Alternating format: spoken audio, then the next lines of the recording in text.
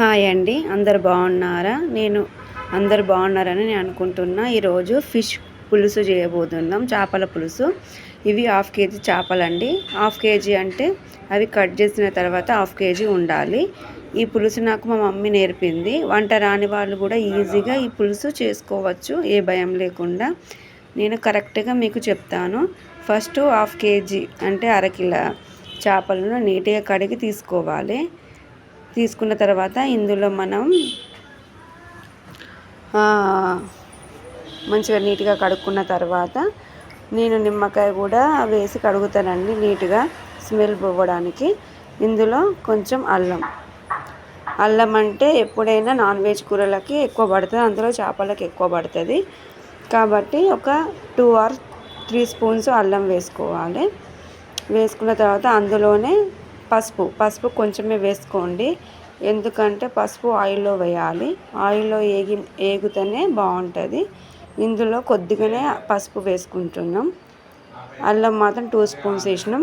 ఒక 1 స్పూన్ ఉప్పు వేద్దామండి, salt. 1 spoon ఎందుకు అంటున్నానంటే ముక్కకు పడుతుందండి. ఇప్పుడు ఎక్కువ వేసినాం అనుకో ముక్కకు ఉప్పు ఎక్కువైపోతుంది, కాబట్టి 1 స్పూన్ వేసినాం అనుకో సరిపోతుంది. మళ్ళీ కూర వండేటప్పుడు మిగతా ఉప్పు వేసుకోవాలి. ఇప్పుడు కారం అంటే మీడియం కారం అని చెప్పిన కదా, ఇది చేపల పులుసు కాబట్టి పులుసుకు ఎక్కువనే కారం పడుతుందండి. కాబట్టి నేను మీడియం కారం 3 స్పూన్స్ వేస్తున్నా, 3 స్పూన్స్ ఆఫ్ కారం. ఇప్పుడు ఇందులో ఉప్పు, పసుపు, కారం, అల్లం 4 వేసినాం కదండి. ఇందులోనే పచ్చి ఆయిల్ కూడా పోయాలి. పచ్చి ఆయిల్ ఎందుకంటే చాలా టేస్టీగా ఉంటుందండి. ఒక స్పూన్ ఆయిల్ పోసి 1/2 కేజీకి ఇంత చింతపండు నానబెట్టుకోవాలి. చింతపండు అంటే ఇది బాగా పులుపు ఉండదండి, తీయ పులుపు ఉంటుంది కాబట్టి ఒక 2 వేస్తే సరిపోతుంది. 1/2 కేజీకి బాగా పుల్లగా ఉంటే బాగుంటుంది కదా, లైట్ పులుపు కోసమే నేను చెప్తున్నా. ఇంత చింతపండు అయితే సరిపోతుంది. పులుపు ఎక్కువ చింతపండు ఎక్కువ పుల్లగా ఉండేవాళ్ళు కొంచెం తక్కువ నానబెట్టేసుకోండి. దాన్ని జ్యూస్ తీసుకొని ఆ జ్యూస్ను కూడా ఇందులో పోయాలి. చింతపులుసు కూడా ఇందులో పోయాలి. పోసిన తర్వాత ఇప్పుడు ఇందులో పసుపు, ఉప్పు, కారం, అల్లం, ఆయిల్, చింతపులుసు అన్నీ పోసినాం. దాన్ని మంచిగా మిక్స్ చేసుకోవాలి. చేత్తోని మంచిగా ముక్కకు పట్టేటట్టు కలుపుకోవాలి. చింతపులుసు ఎప్పుడైనా చాలా చిక్కగా ఉండాలండి, ముక్కలలో పోసే పులుసు. తర్వాత పోస్తే పలచగా ఉన్న ఏం కాదు, కానీ కలిపి పెట్టుకునేటప్పుడు మాత్రం కొంచెం చిక్కగా ఉండే పులుసును పోసుకున్న తర్వాత ఇట్లా మంచిగా కలపాలి. ఇట్లా మంచిగా ముక్కకు పట్టేటట్టు నీట్గా కలిపి పెట్టుకోవాలి.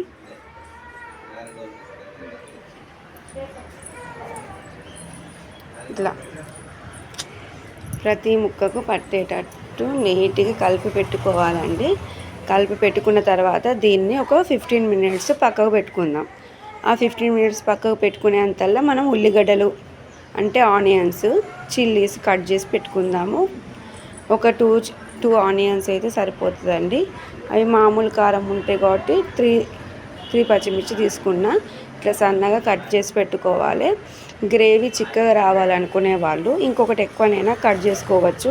ఆనియన్ మామూలుగా రావాలనుకునేటోళ్ళు 2 అయితే సరిపోతుంది. అలాగే ఇందులో మెంతికూర కట్ట వేసుకోవాలండి. నేను చిన్న మెంతికూర ఒకటే తీసుకున్నా, 1/2 కిలో 1/2 కేజీ కాబట్టి 1/2 కేజీకి చిన్న మెంతికూర కట్ట ఒకటి సరిపోతుంది. ఎక్కువ వేసుకుంటే పులుసు చేదొస్తుంది కాబట్టి నేను ఒకటి అది దేశవాళీ మెంతికూర తీసుకున్నా. మీరు మామూలుగా ఏ మెంతికూర అయినా తీసుకోండి, కానీ దేశవాళీ మంచిగా ఉంటుంది. ఒక 2 ఉల్లిగడ్డలు, అందులో లాస్ట్కు వేయడానికి కొత్తిమీర అన్నీ తీసుకున్న. గిన్నె పెట్టుకొని ఇప్పుడు ఇందులో 1 స్పూన్ ఆయిల్ పోసినాం కాబట్టి ఇలా 4 స్పూన్స్ పోసిన. 4 చెంచాల నూనె పోసిన తర్వాత అది బాగా హీట్ ఎక్కిన తర్వాత అందులో ఇప్పుడు మనం కట్ చేసి పెట్టుకున్న దీంతోనే నేను 4 స్పూన్స్ పోసిన. అందులో ఒకటి మొత్తం 5 స్పూన్స్ ఆఫ్ ఆయిల్ పట్టింది. అది వేడెక్కిన తర్వాత ఇంతకుముందు మనం కట్ చేసి పెట్టుకున్న ఆనియన్స్ నుండి చిల్లీస్ కాదండి, ముందు మనము మెంతికూర వేసుకోవాలి. మెంతికూర పచ్చివాసన పోయే వరకు వేయించుకుంటే చేదు అనేది రాదు. కాబట్టి ఫస్ట్ టైం ఆఫ్ ఆల్ మనం మెంతికూరని వేసుకుందాం.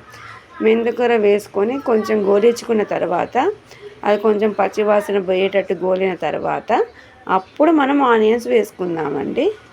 ఇగో గోలుతున్నాయి, మంచిగా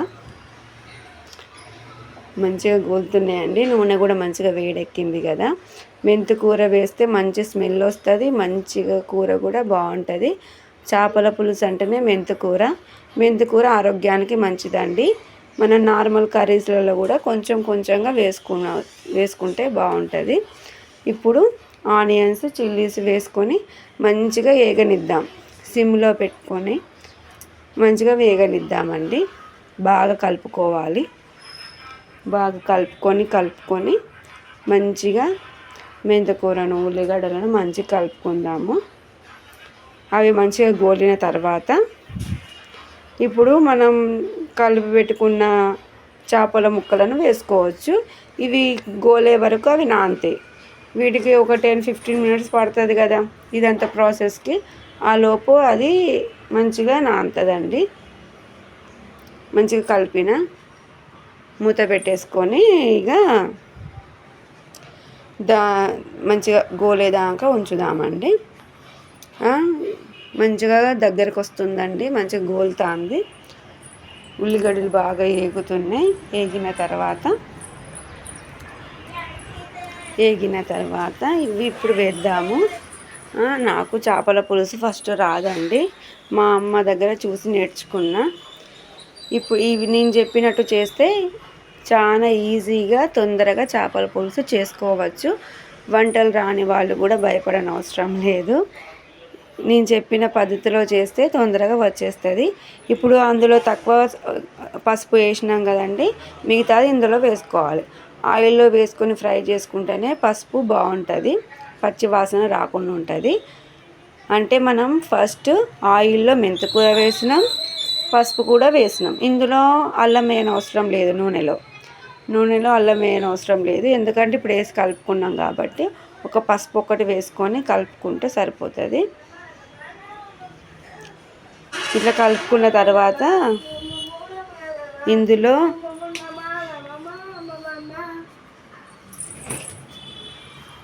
చేపల పులుసు కలిపినవి వేసుకోవాలి. ఇంతకుముందు కలిపి పెట్టుకున్న చేప ముక్కలను ఇప్పుడు వేసుకోవాలండి. ఆయిల్లో వేసుకొని ఒక్కటేసారి కలపండి, ఎక్కువ కలపొద్దు, ఎందుకంటే ముక్కలు చితికిపోతాయి. కాబట్టి వేసుకొని ఒకటేసారి కలిపి పెట్టిన ఇప్పుడు మూత పెట్టిన తర్వాత ఇంత మంచిగా ఉడుకుతుందండి. ఆయిల్లో మొత్తం 5 స్పూన్ల ఆయిల్ పోసిన. ఊకే కలపకుండా మనం పట్కారుతోని అటు ఇటు ఊపితే కనుక సరిపోతుంది, మాడకుండా ఉంటుంది. ఇట్లా మంచిగా కలుపుకోవాలి. ఇట్లా కలుపుకున్న తర్వాత ఇప్పుడు ఇంతకుముందు చేపల పులుసు ఉన్నది కదా రసం, ఇప్పుడు పోసుకోవాలి. అప్పుడు చిక్కగా కొంచెం పోసుకున్నాం, ఎందుకంటే ముక్కలకు పులుసు పట్టాలి కాబట్టి లైట్గా చిక్కగా కలుపుకొని కొంచెమే పులుసు పోసిన. ఇప్పుడేమో మొత్తం పులుసు పోసిన, దానికి ఎంత పులుసు సరిపోతుందో అంత పులుసు పోసి పెట్టిన.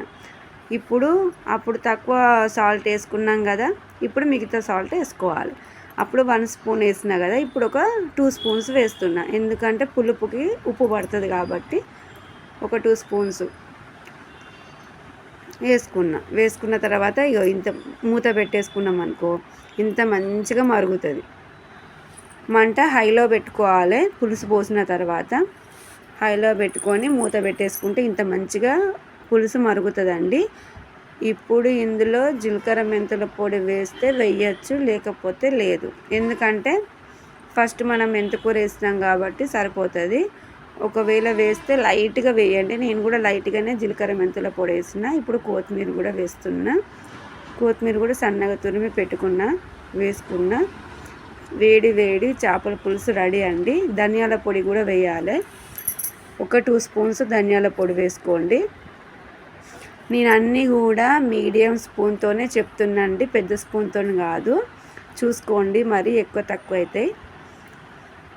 లాస్ట్కు ధనియాల పొడి వేసేసుకొని ఇంత మంచిగా మరుగుతుంది కదా, ఇందులో లాస్ట్కు ధనియాల పొడి వేసుకొని ఒక 2 మినిట్స్ మూత పెట్టి పెట్టేసుకోవాలి. మూత పెట్టి పెట్టుకున్న తర్వాత ధనియాల పొడి వేస్తానండి. ఒక్కసారి కలుపుకొని మూత పెట్టేసుకుందాము.